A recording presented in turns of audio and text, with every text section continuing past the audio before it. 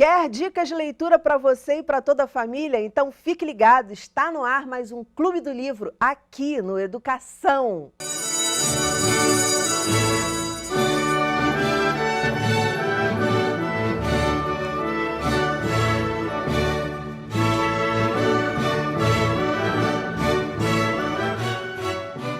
Minhas convidadas são a agente literária, fundadora da agência Página 7, Guiliaga, a educadora Denise Schneider e a booktuber, crítica literária Tami Ganan. Muito bem-vindas ao programa, meninas. Gui, vou começar com você. A gente já falou aqui antes de gravar do seu cabelo, como cresceu. O Gui esteve aqui no programa já tem uns anos, né, Gui? Que livro que você trouxe para a gente nesse momento agora? Eu trouxe um livro sobre HIV e soropositividade. Ele chama Você Tem a Vida Inteira, do Lucas Rocha. É um autor da minha agência, né, da agência Página 7. Nós lançamos esse livro em 2018 pela Galera Record, que é do grupo editorial Record. E ele tem saído muito bem. E agora eu tenho a versão dele em inglês, que ficou Where You Go From Here, que foi lançado nos Estados Unidos esse ano e vai ser lançado na Inglaterra e na Rússia ano que vem. Uau, então, que legal! Mas me conta, que história é essa? É um triângulo amoroso, não é isso? O que eu mais gosto desse livro, porque nós temos no Brasil um dos melhores sistemas de saúde para lidar com HIV, para cuidar e tal. O Lucas Rocha, ele trabalhava na Fiocruz, e aí quando ele fez uma pesquisa sobre HIV, ele percebeu que a maioria das pessoas achava que você contraía, tipo, dividindo um garfo ou bebendo água no bebedouro. Ainda, Gui? Pois é. Que realmente... isso, gente, olha que novidade. Isso para mim é uma coisa assim completamente surreal. Alguém na minha realidade isso? Também, pelo menos na escola, né, o que eu tive, eu aprendi como é que era, se você contraía, ele lidava com isso. E aí ele resolveu fazer esse livro com muita pesquisa, teve pessoas soropositivas que deram entrevista para ele, né, se basear nos personagens. Então são 3 personagens, 3 caras, garotos do Rio de Janeiro, o Ian, o Vitor e o Henrique. O Ian e o Vitor se conhecem no centro do SUS, porque eles estão indo fazer o teste, e o do Ian dá positivo e o do Vitor dá negativo, porque o Vitor estava namorando o Henrique, que é soropositivo. E ele ficou muito assustado quando descobriu que o namorado era e foi fazer o teste. E aí, nisso tudo, com muita sutileza, você vai entendendo o que é ser indetectável, o que é carga viral, o que os remédios podem dar ou não, e ao mesmo tempo, assim, vida normal, sabe? São adolescentes, não, já tem 19, 20 anos, tem faculdade, vai para o trabalho, vai para o estágio, vai para balada, vai para festa. O Henrique, inclusive, mora com o melhor amigo dele, que é uma drag queen mega famosa na cena da Lapa. Então, assim, tem várias coisas do Rio de Janeiro e do Brasil, assim, é bem divertido. É bem representativo, né? Fala de vozes que pouco falavam até algum tempo na literatura. Sim, e a gente tem esse foco na agência sempre para o público juvenil, que eu falo ali, de 16 a 24 anos o leitor.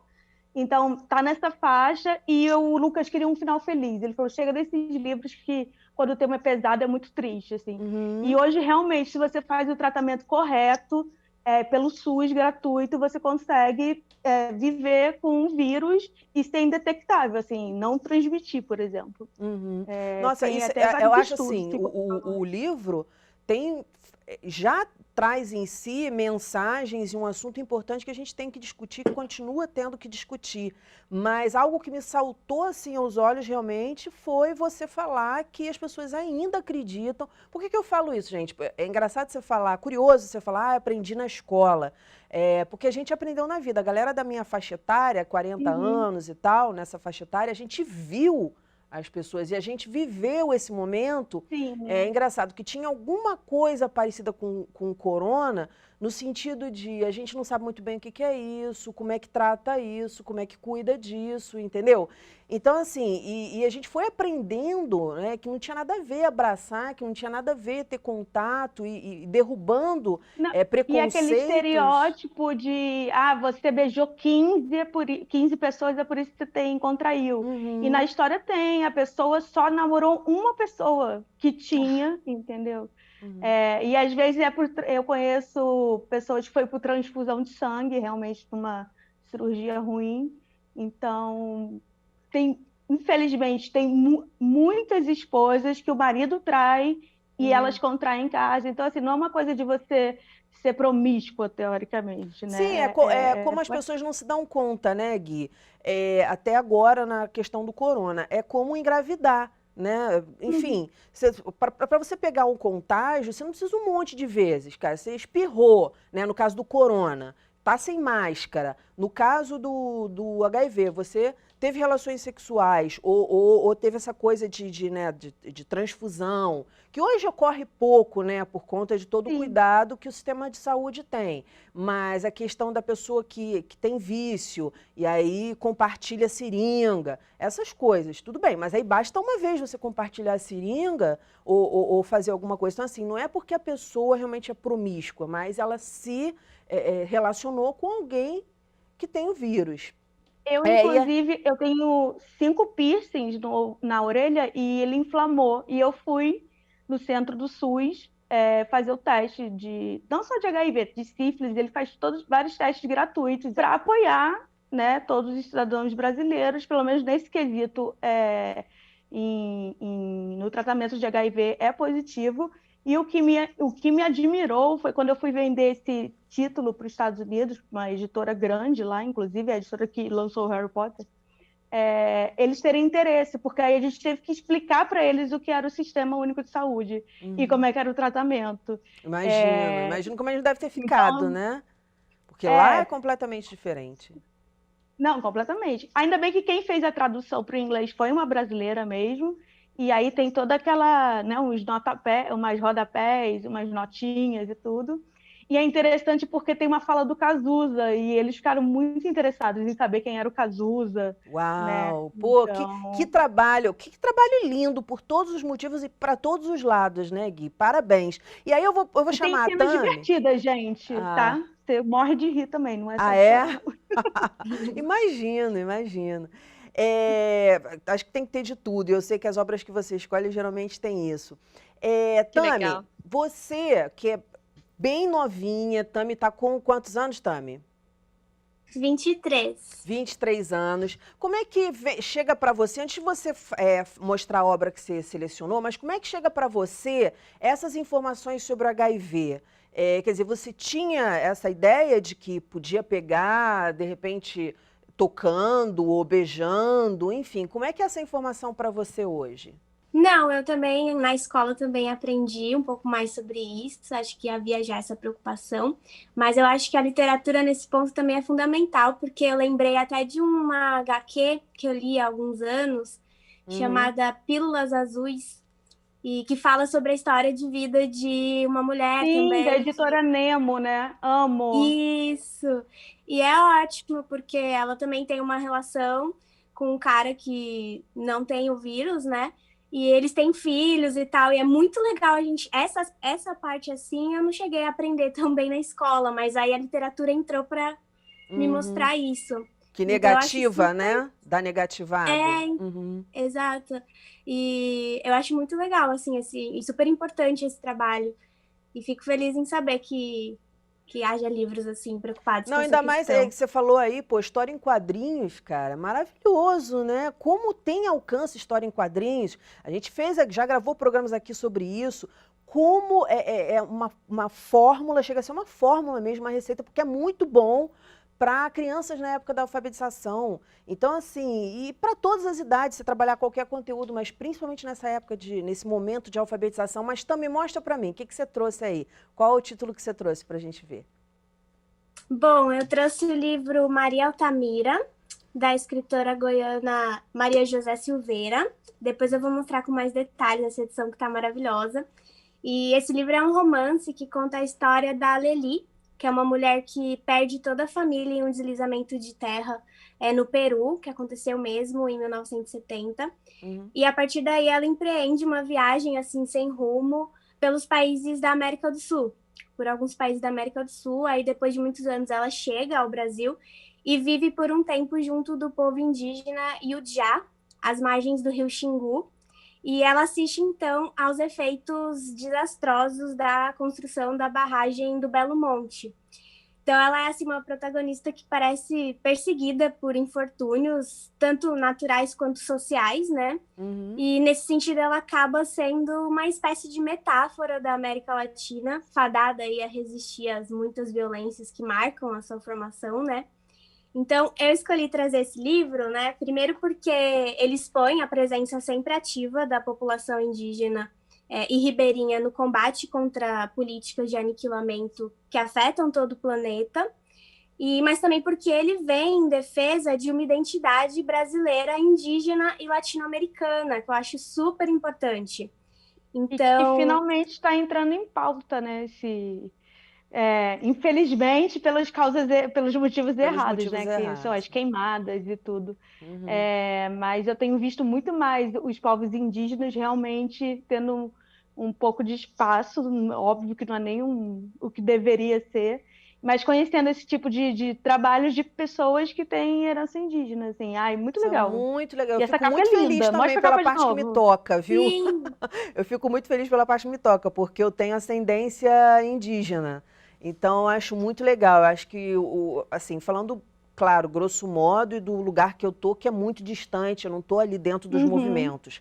Mas, assim, como leiga e distante, eu acho que o movimento indígena tem que aprender muito com o movimento negro, porque é uma voz, assim, muito fraquinha, muito fraquinha. E que bom que você traz essa obra que mostra que essa voz tá chegando, como a Gui falou, né? Tá vindo, tá chegando, infelizmente, por motivos ruins, né? Dolorosos, enfim. Denise, e eu vou te puxar para esse papo, quer dizer, 2 obras maravilhosas aí para a gente trabalhar em sala de aula.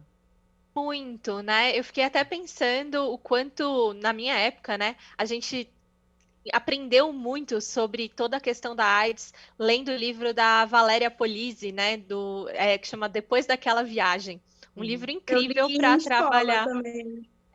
Nossa. Não sei se a Tami chegou a ler, mas fazia parte da minha grade no colégio, assim. Sim, na minha também, e me impactou demais, assim, foi uma obra que, assim, fez toda a diferença para mim, e a gente vê o quanto é importante a educação, né, e como é preciso tratar desse tipo de temática em sala de aula, o quanto faz uma diferença imensa depois na sua vida, né, e você ter as informações que você precisa para poder lidar com esses tipos de coisa, né, e eu achei muito legal que, de fato, o coronavírus hoje, né, acho que tem aí um paralelo interessante, e que é muito interessante trazer de novo essa discussão da AIDS para a sala de aula, aproveitar esse momento para discutir, né, essas questões, assim, muito bacana. E, bom, o da Tami é também incrível. Eu vi a capa, Tami, que tem os grafismos, né? Depois eu quero ela vai mostrar a capa aí pra gente com detalhes, que eu quero saber da obra que você trouxe também, né? Que eu tô vendo que hoje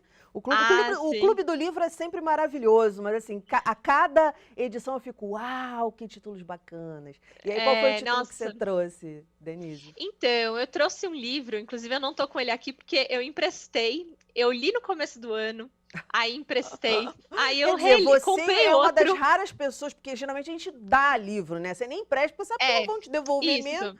Mas como é que é esse teu empréstimo? Devolvem para você os livros? Porque senão eu vou ter que fazer uma educação só com você, ensinando como é que você faz isso. Gente, uma pessoa desprendida, né? Eu vou dizer para vocês, assim, acho que isso é muito meu mesmo, assim. Eu, claro, tem alguns livros que eu amo. Esses livros que eu amo, eles estão aqui em casa, eles estão todos destruídos já, de tanto que eu li, reli. Eu não tenho eu não coloco o objeto livro tanto assim nesse lugar de intocável, né? Eu gosto de ver livros circulando, assim. Acho que um dos meus grandes prazeres como educadora é ver livros circulando, é estar em lugares onde livros circulam e não ficam parados na estante, né? Eles são para isso, na minha visão.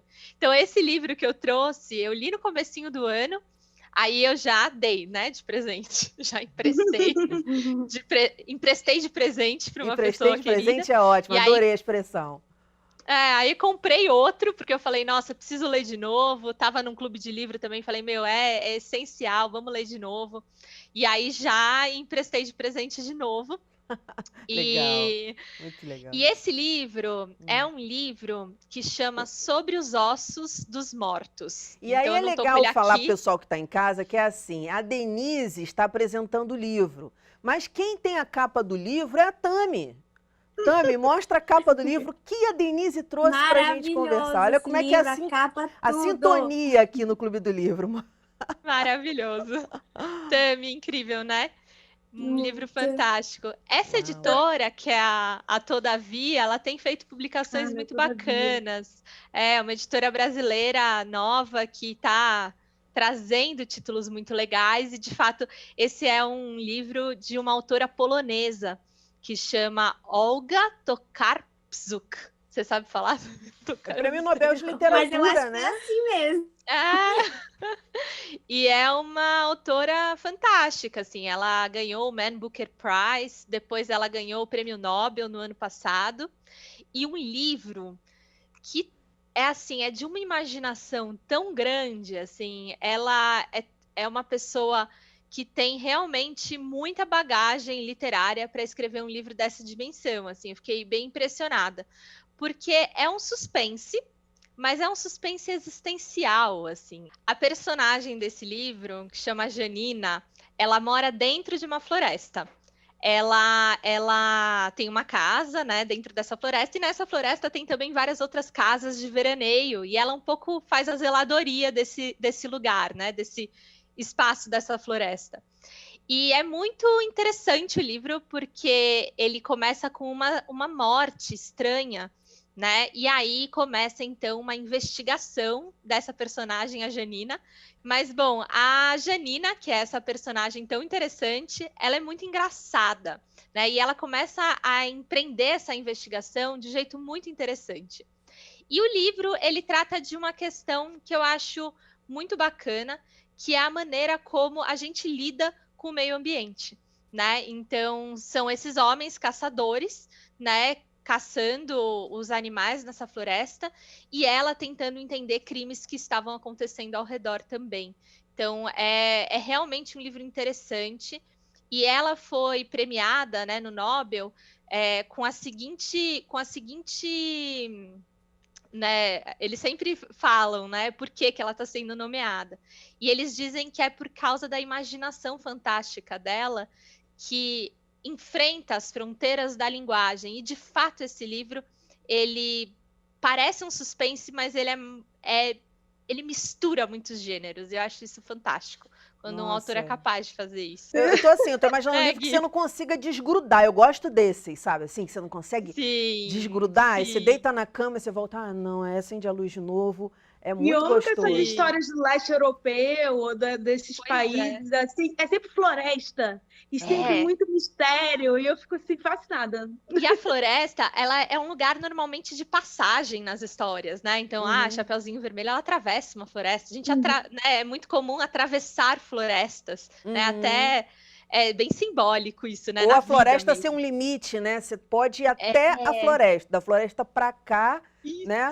Da floresta para cá, tudo bem. Da floresta para lá, para dentro da floresta, nunca. Tem muito isso também. E ela escolhe viver dentro, né? Então, só a personagem, assim, já é muito interessante, assim. E ela é uma professora de literatura. E aí... a escritora ou a personagem? A personagem, ela é uma professora de literatura, então é muito legal essas camadas, né? Como se a própria história que está sendo contada trata exatamente dessas fronteiras da linguagem. É genial, assim, vale a pena. Genial, genial. Tami, vamos voltar para você, que tem a capinha que você falou assim, pô, eu faço questão, antes da gente começar a gravar, a Tami estava falando, eu faço questão, porque a capa é muito bem elaborada. Mostra pra gente, vai descrevendo aí, Tami. Pois é, então esse livro ele foi publicado pela Editora Instante, que é uma editora independente aqui de São Paulo, também recente, que está com um catálogo aí maravilhoso em literatura brasileira contemporânea, literatura latino-americana como um todo. E eles fizeram um projeto gráfico de modo que a capa, ela é como um roteiro cartográfico que vai acompanhando assim as marchas das personagens pela América do Sul. Então tem tudo a ver, e por dentro o livro também tem essa alteração aqui das cores, tudo assim, dialogando com a história mesmo, né?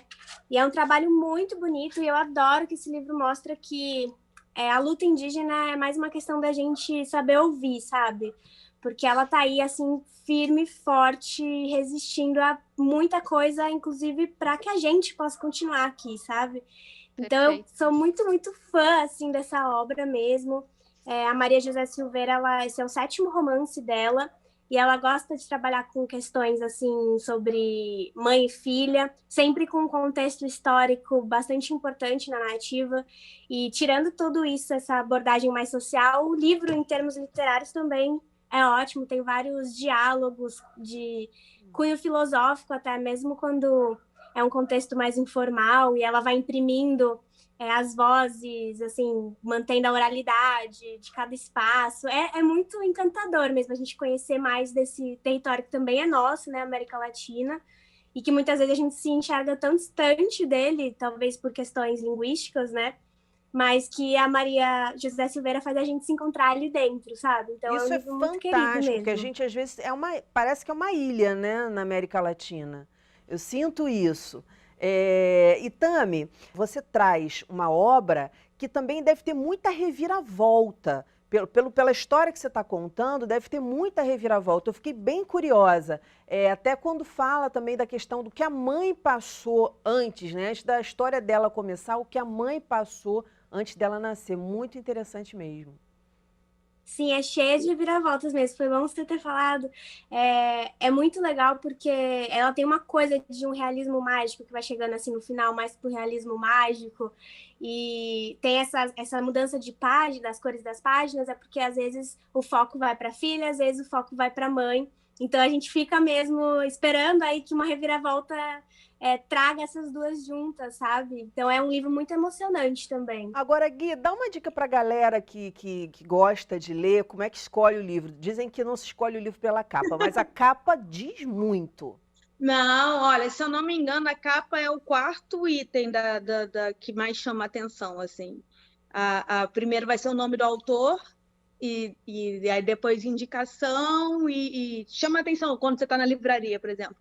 Tem gente que liga muito pro né, o nome da editora, pro selo, se é dessa editora é bom e tal, mas a capa, sim, a capa tá ali, top 5 das coisas que fazem... Eu já comprei muito livro pela capa, e já comprei livro que a capa é feia, e eu fico, não vou mostrar essa capa não, eu vou só ler. Mas então você já se surpreendeu, né? Você já viu uma capa feia e um livro muito bacana. Sim, né? Tem isso, né? A questão da estética. E às vezes a gente acha, a maioria, que são os próprios autores que fazem a capa deles. E não, é a equipe de marketing da editora, sabe? Então, às vezes é um comercial, tem que aprovar. Então, são várias coisas, assim.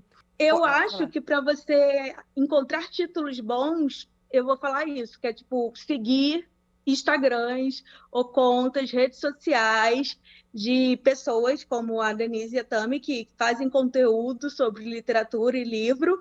E aí você, por exemplo, só gosta de livros de crime e não ficção. Então você procura as pessoas que mais falam sobre isso.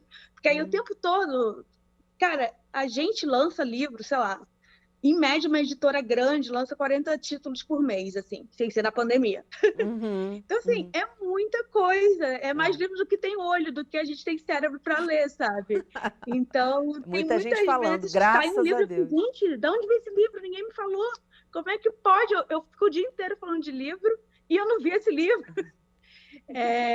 Mas é isso, eu fico muito ligada, assim, vou super seguir as meninas, enfim, e Clube do Livro. Clube do Livro é uma coisa muito legal, porque eu estou fazendo um de releitura, que eu já li o livro, e aí agora todo mundo está lendo para fofocar mesmo, né? Tipo aquela coisa de fofocar, eu não gosto dessa parte, não gosto daquela. E isso ajuda muito, impulsiona muito a gente, por exemplo, nesse momento que eu estava muito sozinha, eu moro sozinha, né? Eu estou longe da minha família, em outra cidade, então assim, estou eu e o gato, aí eu, o gato e os livros agora.